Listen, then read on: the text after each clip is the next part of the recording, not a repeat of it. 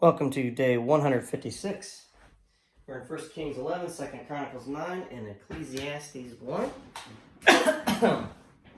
Let's get at it. Okay, Solomon, the wisest person ever to have lived and ever to live in the church age, basically, in Old Testament and New Testament times, has his heart turned away. And how is that? And we have our list over here to discuss this. We're going to go to 1 Kings 11, verse 2, right off the bat. The Lord had clearly instructed the people of Israel, you must not marry them, meaning the Hittites, Moab, the women from Moab, Ammon, Edom, Sidon, all the people that they were supposed to eradicate from the land. And again, they're still a thorn in Israel's side. So it says, don't marry them. Okay?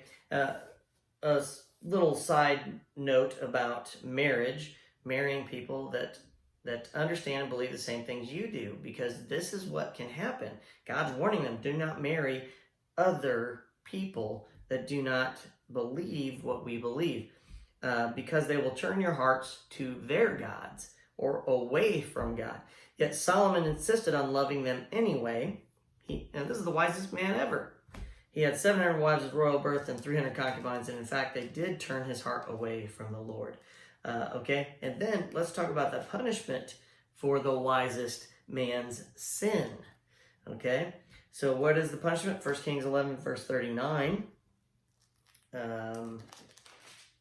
says, because of Solomon's sin, I will punish the descendants of David, though not forever. So here begins this punishment for turning away from God. He promised to bring them into the land. They're in their land. And now begins this consistent punishment that is going to occur.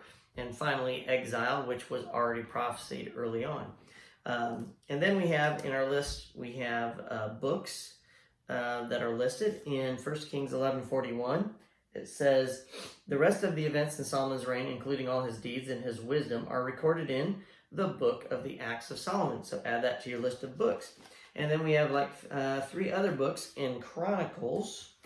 2 Chronicles 9, verses 29, verse 29.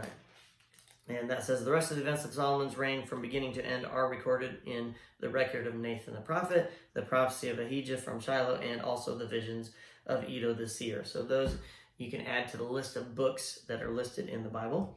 And then finally we get to Ecclesiastes and some more wisdom, talking about worrying about everything and never being satisfied. If we go to Ecclesiastes 1, verse 8, everything is worrisome beyond description.